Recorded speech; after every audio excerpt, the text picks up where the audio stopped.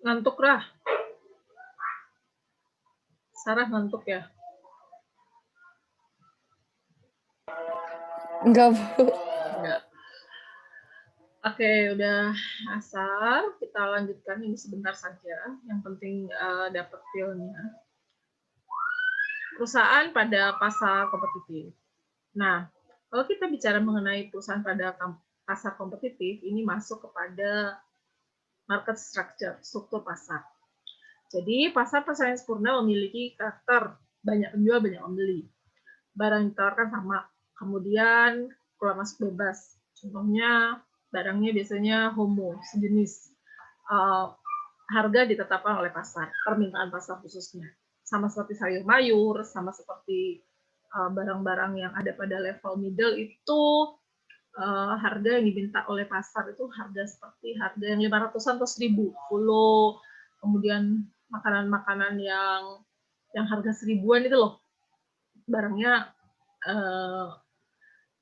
ada yang not good, ada yang NG, tetapi sebagian besar itu memang sesuai dengan demand pasar. Contoh juga yang masuk persaingan kompetitif atau persaingan sempurna adalah minuman gelas, mineral gelas, kan 500.000 itu kan rentangnya ya, tetapi di antara itu yang diminta oleh siapa? Konsumen. Nah, kemudian karakteristik memiliki hasil sebagai berikut. Tindakan pembeli penjual tunggal di pasar memiliki dampak yang dapat diabaikan. Iyalah, banyak soalnya penjualnya. Kemudian pembelinya juga banyak. Jadi sangat independently, tidak tergantung dan tidak terpengaruh oleh apapun. Nah, kemudian setiap pembeli dan penjual mengambil harga pasar seperti yang diberikan. Maksudnya, diberikan ke gimana sih maksudnya? Maksudnya adalah harga yang ditetapkan untuk sayuran itu 2.000. Ya udah, penjual barangnya dengan harga yang diminta oleh pasar atau yang ditetapkan oleh pasar. Pembeli juga menetapkan harga segitu, berarti dia sanggup untuk membayar pada harga yang ditetapkan oleh pasar. Makanya istilahnya bukan pricing maker, tapi price user atau price taker. Bukan price maker, tapi price taker. Ngambil harga yang ditetapkan oleh pasar. Nah, kemudian ini adalah identik, saya sampaikan itu adalah homogen. Pembeli dan penjual harus menerima harga yang ditentukan oleh pasar. Gitu ya, taker, ngambil. Dan revenue of a competitive firm.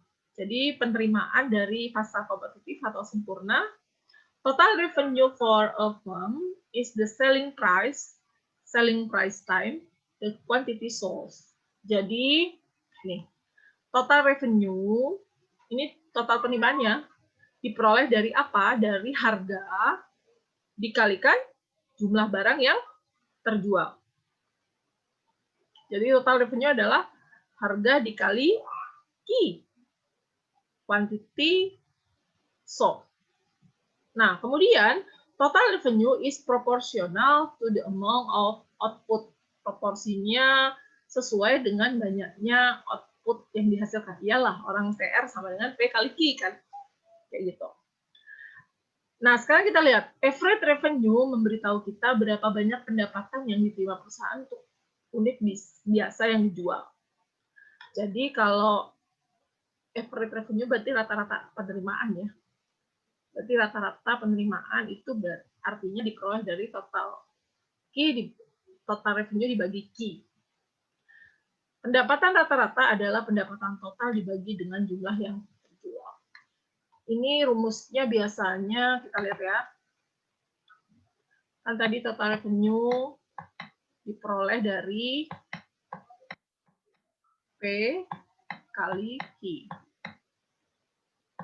Kalau average revenue, rata-rata penerimaan, diperoleh dari rata-rata penerimaan diperoleh dari total penerimaan dibagi jumlah barang yang terjual. Rata-rata. Nah, sekarang kita lanjut.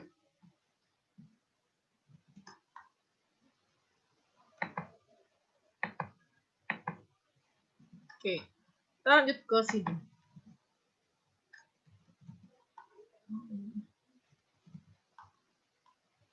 Suka kendalanya ya. kalau digedein dikit suka nggak mau berubah.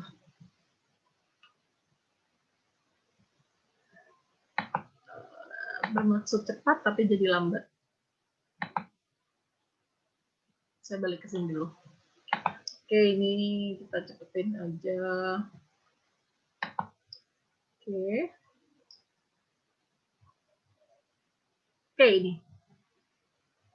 Oke, di sini aja ya. Kayaknya susah di situ. Nah, dalam pasar persaingan sempurna atau competitive market, average revenue gitu ya, diperolehnya dari equal atau sama dengan price of the good. Jadi, average revenue sama dengan AR sama dengan P. Kenapa? Oh gitu, Bu. Kan average revenue itu adalah TR per Q ya. Tadi kita udah bahas itu dalam rumus. Sementara untuk total revenue rumusnya kan P kali Q. Ya kan? Kalau ini dihapus berarti AR sama dengan P kan? Oke. AR sama dengan P. Kenapa AR? Kenapa rata-rata penerimaan sama dengan P? Ya karena total revenue dibagi Q sama dengan AR. Dan harganya itu sama dengan penerimaannya. Kenapa? Karena dalam pasar persaingan sempurna, gambarnya gini. P, ini harga kan? Ini yang sumbu horizontal, sorry, ini vertikal ya. Sumbu vertikal, ini adalah harga. Kemudian sumbu horizontal, ini adalah quantity. Nah, pada pasar persaingan sempurna, sumbu ini, harga ini, adalah sama dengan rata-rata, ini sudah hukumnya ya. Diperoleh dari mana? Dari tadi kan kita sudah mencari persamaan fungsi. Total revenue dibagi Q. Total revenue rumusnya P kali Q. Berarti AR sama dengan P. Oke, sampai sini ini masalah rumus. Kita berusaha memahami rumus. Kemudian kita lihat lagi lanjutannya ya. Ini adalah, nah, marginal revenue adalah delta total revenue dibagi delta Q. Artinya apa? Marginal revenue adalah tambahan penerimaan akibat adanya perubahan atau tambahan pada unit satuan output yang terjual. Jadi delta TR itu adalah total revenue sekarang dikurangi revenue kemarin dibagi quantity yang terjual sekarang dikurangi quantity yang terjual kemarin. Nah, ini bisa kita tracing untuk perusahaan kompetitif, pendapatan marginal sama dengan harga barang. Ini mirip dengan satuan yang tadi. P ya, sama dengan AR. Sama dengan MR. Ini adalah apa namanya? Satuannya. Kenapa? Karena ini tempatnya di sini kan price taker, berapapun harganya ya sejumlah itu permintaan yang ditawarkan ataupun supply yang ditawarkan sebanyak harga yang taker diambil oleh si penjual. Nah, kemudian kita lihat di sini. Saya lihat lagi, kita lihat di sini. Udah lihat ya, perhatikan yang ini. Nah, lihat nih ya. Oke, kita punya seperti ini. Ini ada quantity of gallon. Kemudian ini adalah harganya. Berapa penerimaannya? Berarti P kali Q gitu ya. Ini 6, 12, 18 kan P kali Q semua. Ini juga 6 kali 6, 36. Oke, average revenue dari mana? Dari TR dibagi Q. 6 dibagi 1. 12 dibagi 2. Gitu kan ya. Average revenue-nya sama ya. Ini dalam persaingan sempurna. Ingat tadi? P sama dengan AR. Jadi rata-rata revenue 6. Kenapa? Karena harga persatuannya kan 6. Harga satuan dari barang ini adalah 6. Jadi rata-rata harganya 6, rata-rata harga atau rata-rata revenue adalah 6, kan dibagi Q. Sekarang kita lihat yang MR. MR-nya 6, hitung ya, buktiin ya.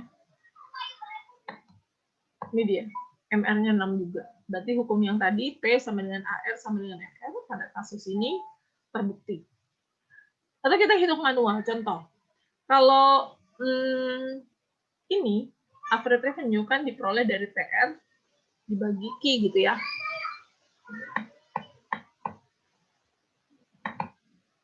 Enam dibagi Q-nya 1. Yang ini TR-nya berapa tadi? 12 dibagi Q-nya 2, gitu kan? Oke, yang ini diperoleh dari 13 dibagi 3. Dan seterusnya. Ini adalah 24 dibagi 4. Oke. Jadi dibagi Q, ini Q-nya. Jadi penyebutan bilangnya. Sekarang kita lihat yang delta TR atau perubahan TR. TR-nya dibagi delta Q. Total revenue kan ini ya. Ini kan total revenue kan. Jadi 12 ini adalah TR1, 12 dikurangi TR0, 6 dibagi ini ya. 2 dikurangi 1. Jadi sama dengan 6 dibagi 1 gitu kan. 6 dibagi 1. Ini juga sama, yang ini ya. Kita halo? Ada pertanyaan nggak? Itu 18. Halo, apa?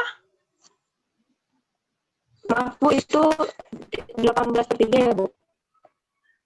18, sebentar saya, ini kepotong-potong suaranya, nggak kedengeran. 18 apa? Yang mana? Yang kolom berapa? 1, 2, 3? Itu yang Ibu tadi coret 18/3 ya Bu? Bukan 13/3. 13. Yang ini? Ya, ini bukan 13. Betul, terima kasih. Ini 18 ya? Kan ini kan? Mana sih tadi? 18 ini ya saya, betul, terima kasih. Ini bukan 13, salah nulis ya. Ini 18. Diperoleh dari mana? Dari ini kan? Oke. Takut yang lain keder ya. Terima kasih udah dikoreksi. Ini 18. Gitu, benar. Jadi dari 18 dibagi 3. Udah ya.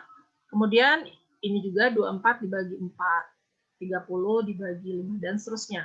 Kalau marginal revenue berarti deltanya. Ini adalah MR1 kayak gitu kan. Ini adalah marginal revenue 1. Kemudian ini adalah marginal revenue 2. Oke, kita lihat ya. Ini adalah MR2. Kemudian ini adalah MR3. Sama. Kebetulan ini adalah pasar kesayangan sempurna, di mana AR sama dengan P sama dengan MR.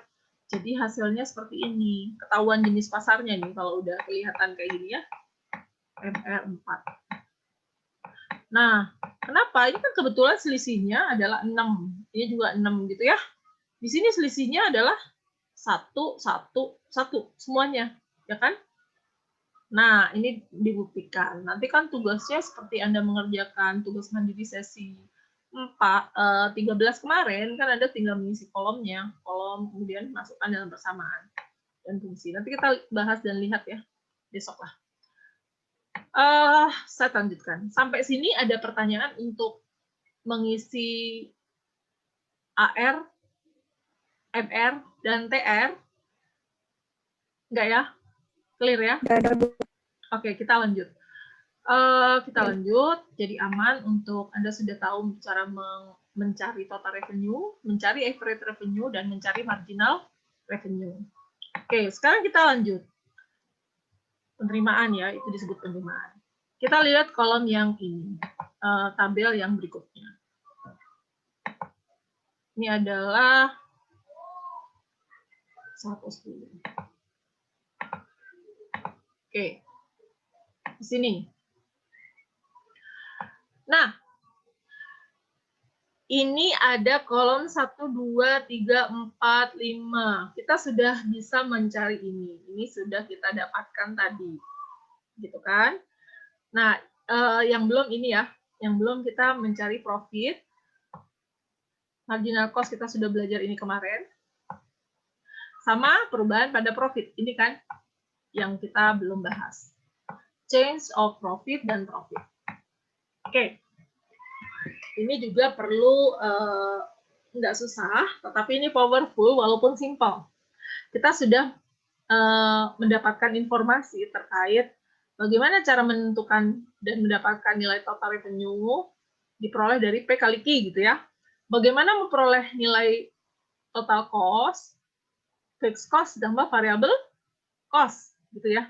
Kita sudah belajar itu di sesi sebelumnya. Ini adalah kuantitinya. Oke. Kolom ke-1 adalah jumlah galon, kolom kedua adalah penerimaan atas jumlah galon yang terjual, dan kolom ketiga adalah biaya total. Ini kan biaya, ini adalah penerimaan total atau revenue total revenue, dan kolom ketiga adalah total cost. Oke, sudah. Kemudian kita lihat profit. Profit itu terjadi jika ada selisih dari revenue dikurangi total cost. Lihat ya, 0 galon dia minus. Pada saat 1 galon, revenue atau profitnya 1. Satuannya tidak dihitung di sini, diasumsikan ini adalah absolut. Jadi kita belum menghitung itu 1 juta, 1 miliar, nggak tahu ya. Satuan hitung saja, biar memahami. Nanti kalau diubah rupiah kan gampang. Di sini, oke, di sini dolar ternyata. Dolar ya, 1 dolar. Kemudian ketika 2, dia profitnya 4 dolar. Oke. Ketiga 3, 6. Nah, pada saat menjual 4 dan 5 galon, maka profitnya sama. Kemudian turun ketika dia 6 galon yang dijual, profitnya menjadi turun. Ya kan? Makanya disebut marginal, the law of diminishing marginal productivity. Jadi semakin menurun. Kenapa? Karena profit itu indikatornya sebenarnya pada persama. Ketika MR sama dengan MC itu optimal. Saya ulang, ketika MR sama dengan MC, maka produktivitas itu maksimal. Pertanyaannya, pada jumlah galon berapakah produktivitas maksimal tercapai? Silakan dijawab. Berapa? 1, 2, 3, 4, 5, 6. Jawab. Lintang, kamu jawab berapa?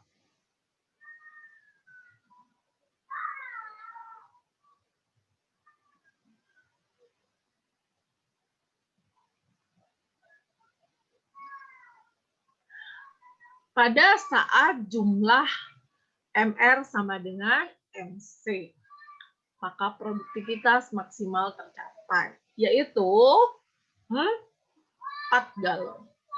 4 ya. Jadi ketika MC sama dengan MR, ya, selisihnya 0 ya. Karena apa? Karena ini adalah MR sama dengan MC. Maka optimalitas produksi atau penjualan paling tinggi dengan profit yang terbaik tercapai pada saat 4 galon. Gitu. Ngelihatnya dari situ untuk profit. Jadi kan Anda dari total cost dan delta total cost atau delta Q, Anda bisa memperoleh marginal cost ya. Dari TR dan delta, dari TR dan delta TR ya, delta total revenue dan delta Q, Anda bisa mendapatkan marginal revenue. Kemudian perubahan profit. Jadi indikatornya bukan pada besaran mana MR sama MC, tetapi ketika MC sama dengan MR, ya, disebut optimum. Optimum. Nah, pertanyaannya muncul lagi, pada jumlah galon berapakah perusahaan mengalami kerugian berapa? 6. Sebenarnya sih 5 sudah agak rawan, yang tetap ini loh, yang perubahan ini loh.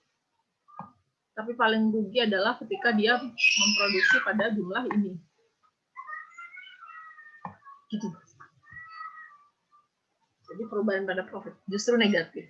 Jelas ya, karena dia menurunkan dari profitnya juga menurun. Masih profit menurut si ukuran si profit. Tetapi dari perubahan optimalitas dan skala produksi, apakah dia itu decrease atau increase, ini minus. Jadi tidak efisien.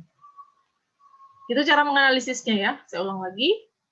Anda mendapatkan cara untuk mendapatkan total revenue dari PKLIKI, total cost dari fixed cost tambah variable cost, kemudian profit diperoleh dari total revenue atau penerimaan dikurangi biaya. Marginal revenue adalah delta perubahan revenue dibagi delta Q. Marginal cost adalah delta cost, delta total cost dibagi delta Q. Dan ini adalah perubahan pada profit untuk melihat optimalisasi produksi dan tingkat risiko atas profit, atas pendapatan yang ingin diperoleh. Nah, sekarang kita lihat pada konsep MR dan MC. Ini dia. Saya hapus dulu ya. Ya, enggak dulu.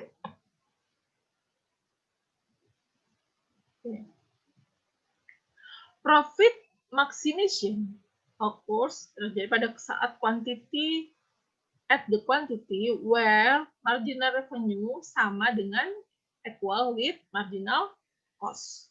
Jadi profit maksimal itu dapat terjadi pada saat MR sama dengan MC, yaitu jumlah galon yang diproduksi sebanyak berapa tadi? 4 atau 3 ya? 4 ya? 4 ya, kan 56, 57 juga, tapi dia dari sisi profit menurun dan tidak optimal. Dan pada saat dia 6, dia justru minus. Gitu. Oke, sekarang kita lihat ini. When, ketika MR lebih besar dari MC, disebut increase quantity. Kalau revenue yang diperoleh lebih gede dari biayanya, dia increase. Kalau MR revenue-nya lebih kecil dari cost-nya, berarti decrease atau rugi gitu ya. Ini increase Q, meningkat ini kayak tadi udah kelompok terakhir bahas tentang elasticity juga sedikit disinggung. Teorinya basisnya juga sama, kelompok area gitu, tentang elasticity atau inelasticity. Area apa kelompok sebelumnya ini? Nah, kemudian profit is maximized at the condition marginal revenue equal with marginal cost. Jadi kalau MR lebih gede dari MC berarti increase quantity, tapi MR di bawah MC gedean biayanya berarti decrease quantity-nya, menurun. Kenapa? Karena cost-nya gede. Ini adalah kurvanya. Dissection of the firm marginal cost curve is also the firm supply curve. Jadi ialah supply ya, kan dari kiri bawah ke kanan atas, karena kurvanya menunjukkan besaran dari marginal cost kurva, marginal cost sama dengan jumlah penawaran. Nah, oke. Ini juga tadi dibahas mengenai shutdown point, keputusan, kondisi tidak merugi apapun, apa kondisi yang merugi. Oke.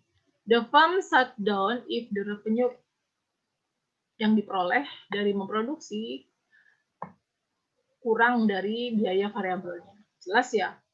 Nih, logikanya gini. Kalau penerimaan kita, kalau kita analoginya di perusahaan. Di perusahaan itu yang disebut variabel tetap adalah gaji karyawan, listrik. Kan bayar terus tuh ya. Ada atau nggak ada produksi kan? Ya nggak? Apalagi sewa gedung kalau dia nyewa. Itu tetap. Mau dia berproduksi atau tidak berproduksi, dia tetap kan? Fixed cost. Oke. Revenue kalau sama dengan fixed cost itu masih nggak usah shutdown, nggak usah tutup. Karena dia bisa biayain kan? Ya kan? Kalau penerimaan total revenue sama dengan fixed cost, FC, berarti perusahaan jalan dong. Tapi begitu total revenue-nya di bawah dari variabel, variabel itu berarti di luar biaya tetap loh. Apa? Lebih mahal bahan baku, terus lebih gedean biaya bayar karyawannya. Sementara penerimaannya kecil, tutup aja. Kan nggak kuat bayar karyawan. Jadi kalau total revenue-nya masih sama dengan total cost atau total revenue, total revenue itu dirasa lebih, kalau total revenue lebih tinggi dari variable cost nggak ada masalah, bukan masalah gitu ya. Ini kondisinya seperti ini. Shutdown if total revenue dibagi Q sama dengan fixed cost dibagi Q. Atau kita tutup shutdown, tutup ketika harga di bawah rata-rata biaya variabel.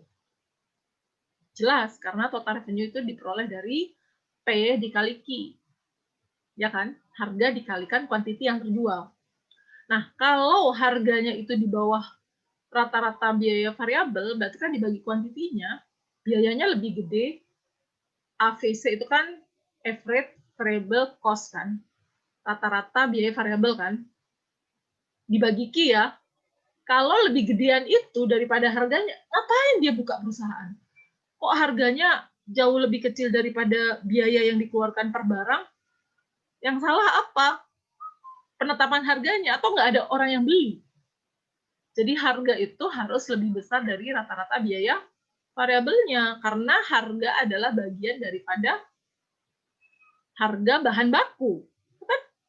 Harga barang yang dijual sama dengan harga input. Harga input siapa? Ya tenaga kerjanya, ya bahan bakunya, ya teknologinya, itu menjadi bagian daripada, gitu kan?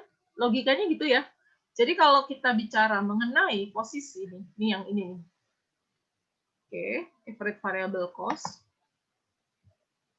Ini kan shutdown if total revenue di bawah variable cost. Jelas, karena kan dia melibatkan variabel, berarti bahan baku atau Q-nya di luar biaya tetapnya.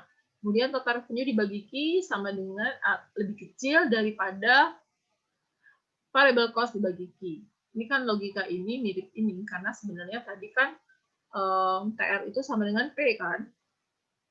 Gitu ya. Oke. Nah, sekarang lihat nih kurva ilustrasinya. Jika P di atas average total cost,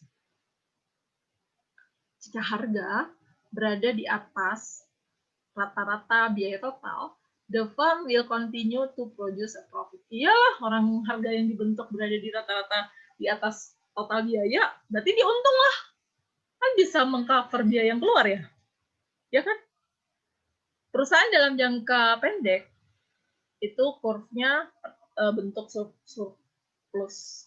Supply curve-nya adalah seperti itu. Oke, kita lihat. Jika P di atas average variable cost, sama, kan P di sini. Tapi kalau dia berada di P di bawah, P-nya di sini, loh, nggak ketutup kan biaya-biayanya, harga di sini nih. Nih, saya tarik garisnya.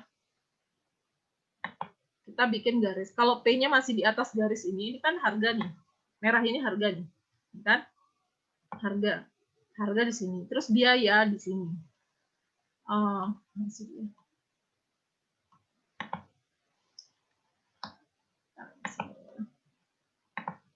Nanti paling Anda suruh ngisi kurva, hitung total cost, revenue, model, marginal revenue, berapa produksi paling maksimal gitu doang kok UASnya. Gampang kan ya? Kalau akuntansi kan seneng ngitung. Yang penting logikanya harus dapat. Produksi total tercapai, profit maksimal tercapai ketika MR sama dengan MC. Kalau pada kondisi yang manakah perusahaan akan mengalami decrease of quantity? Decrease of quantity. Berarti ketika MR di bawah MC. Ya kan? Iya. Revenue-nya di bawah biayanya. Nih, kalau harganya itu di bawah di garis ini, loh, biayanya aja nggak nyentuh ya. Kan kita lihat perpotongannya. Perpotongan dari biaya. Kayak gitu, saya. Artinya, ketika dia bersinggungan nih ya, lihat AVC, dia menyentuh pada harganya. Ini kan lebih kecil, tapi ini bukan lebih kecil, ini sama dengan ya. P sama dengan AVC, ya kan? Ini AVC ya. Dia nggak mau ini. Ini kan P sama dengan AVC. Biaya variabel. Ini nggak ada ngomong biaya tetap. Di sini. Di sini, di garis ini, yaitu begini. Ini masih continue. Nah, harganya sama dengan rata-rata biaya variabelnya. Oke. Kalau harganya di sini harganya. P sama dengan ATC. P sama dengan rata-rata biaya tetapnya. Dia continue, tetapi dalam jangka panjang harga sama dengan biaya tetap. Variabelnya itu dia dalam jangka pendek mungkin akan mengalami kerugian yang signifikan. Tapi yang paling sudah tidak masuk akal ketika dia tetap running di posisi sini. Sementara biayanya nggak nyentuh di sini biayanya. Average total cost atau average cost-nya. Di sini P-nya. Rata-rata penerimaan kan sejumlah apa tadi? TR itu atau AR itu kan diperoleh dari TR dibagi Q gitu ya. TR dibagi Q. Kita belum fit head to head atau versuskan dengan total cost-nya. Kita belum versuskan itu dengan total cost-nya. Nah, ini yang perlu dianalisis lebih jauh. Jadi perusahaan kalau P-nya berada di bawah ATC, itu tutup. P-nya di atas AVC, berarti untung.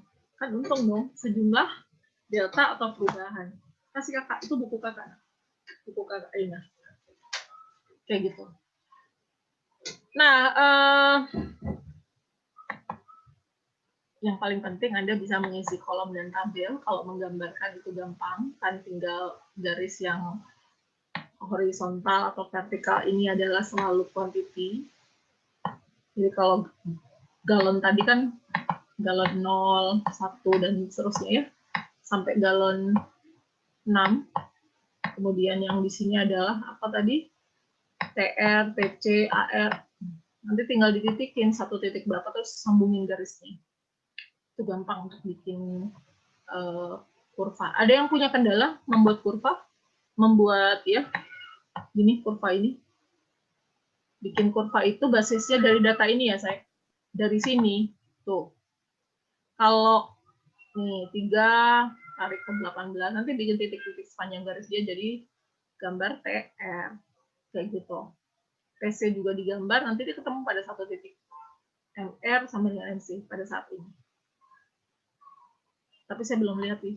Kan kemarin saya minta gambar juga ya. Saya belum buka dan periksa. Besok kita bahas lah ya. Bentuk pelatihan untuk menghitung optimalisasi pada pasar ini. Nah, Ibu mau tanya. boleh. Kan kalau misalnya bikin grafik gitu harus bikin grafiknya tuh angkanya harus sesuai dengan data atau ya kita gambar aja, apa kan kita tahu tuh bakalan turun, ya gambar aja turun naik kayak gitu, atau harus sesuai angkanya juga, Bu? Oke, terima kasih.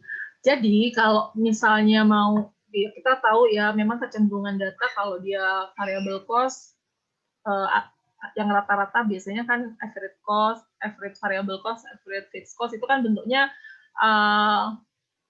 kayak apa, parabol terbalik, parabol, bukan parabol sih itu ya, panci. Parabol kan begini ya, kalau parabol kan bentuknya seperti itu. Nah, sebagaimana yang saya pahami, kalaupun di scoring itu Anda diminta menggambar detail, baiknya memang detail sesuai dengan mana sih kurvanya.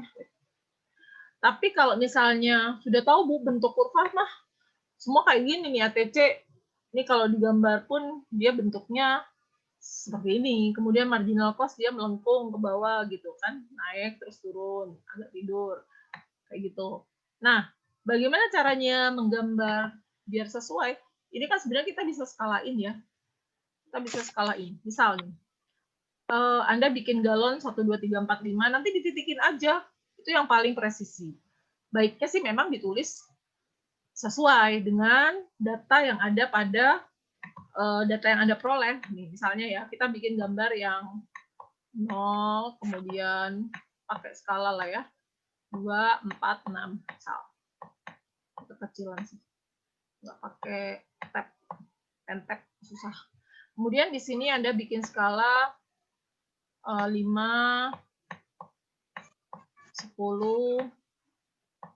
15, terus aja sampai 20. Bikin skalanya kayak gitu. Tuh, naik lagi. 25, terus ya, ini jelek banget ya. Kalau ditulis pakai tangan lebih bagus lah ya, lebih rapi. 35, 35, dan 40. Gini, skalanya kan gini ya. Nah, masalahnya kalau TRTC ini, oke, ini dalam range, yang nggak dalam range kan yang kayak gini nih. Yang ini nih kan kecil-kecil semua ya, di bawah 6 kan, gambarnya nanti seputaran sini ya.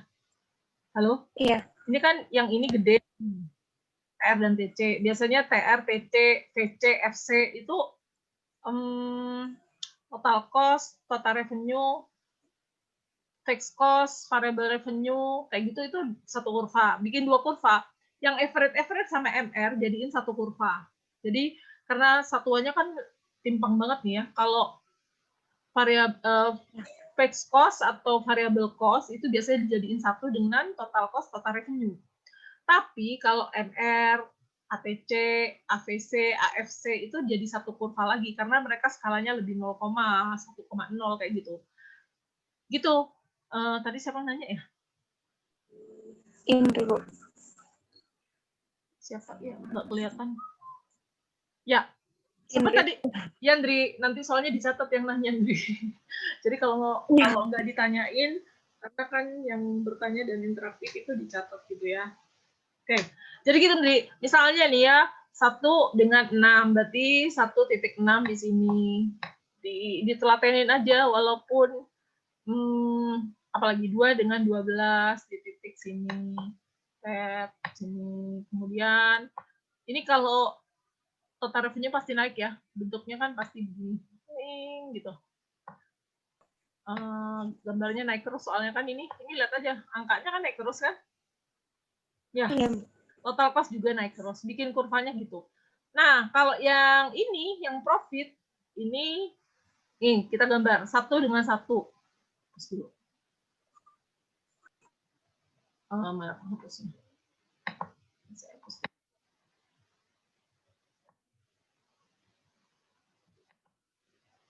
Nah, kita gambar ini yang profit misalnya. Profit, MR, dan AR. Aduh, kalau nggak pakai semuanya udah punya pen tab kan ya kalau buat nulis-nulis di layar? Atau nggak punya juga? Nggak punya, Bu. Ya, ini harus beli pen tab tuh murah loh, 300.000 ke 250. Yang biasa ya, kalau yang punyanya ini kan yang suka gambar biasanya tahu tuh. Susah nih nyariin ininya. Oke, saya sambil nunggu. Ini ya contoh ya. Profitnya 1, berarti 1,1 di satu sini. Kemudian 4, berarti 2 sama 4 di sini. Kayak gitu. Mau dipanggil dia. Apalagi 3 dan 6. Ambil 3 garisnya, kemudian 6. 7 naik tuh, terus turun gitu. Barusan udah dapet. Oke, ini dapet ya. Mau nyari pensil aja susah banget nih. Susah kalau cuma ngomong doang, kalau dicontohin lebih enak. Ya, aduh, kenapa dia nggak mau dipanggil? Senewan sudah. Ya Allah. Oke, nih saya ulang lagi. 1 dengan 1 di sini dengan di sini misalnya. Oke. Kemudian 2 dengan 4. 1 dengan 1 di sini, 2 dengan 4. Ini 5, 10 di dekat sini lah ya. Oke. Kemudian mirip ya. 3 dengan 6. 3 dengan 6. Naik lagi di sini. 7 naik misalnya ke sini. Terus 7 lagi di sini karena 5 dengan 7. 6-nya 6 dengan 6. Ini. Nah, ini kan kecil banget kan? Makanya kalau saya bilang jadi gabung, jadi profit, MR, MC sama apa AC, average cost, total average cost itu dijadiin satu kurva karena dia nggak kecil kayak gini, itu kecil banget nih. Mau digambarin terus ditulis di sini adalah profit, simbolnya profit ya, profit. Gitu. Lanjut MR, MR-nya 6 semua. Ya udah garisnya kan rata berarti. Tuh, MR. MC ketemu nanti tarik titiknya. Contoh 1 dengan 3. 1 3. Itulah gampang lah. Pokoknya Anda urutin satu ini dengan angkanya terus tinggal tarik garis. Kayak gitu doang. Jadi baiknya dibikin skala walaupun gede-gedein, jangan cuma gambar karena tahu gambarnya bentuknya kayak gini Bu, tapi titiknya nggak ketemu. Soalnya nanti kalau mau melihat angka maksimum profit secara visual itu kalau dia bertemu pada satu titik misalnya kayak gini nih, MC sama dengan MR, dia langsung ketemu di titik 1. Jadi visual kita juga bisa memperkuat analisis kita dalam tabel. Gitu loh, Ndri, maksudnya. Oke, Bu. Soalnya kalau misalnya gambar di buku 1,1 sama 1 jadi nempel gitu, Bu.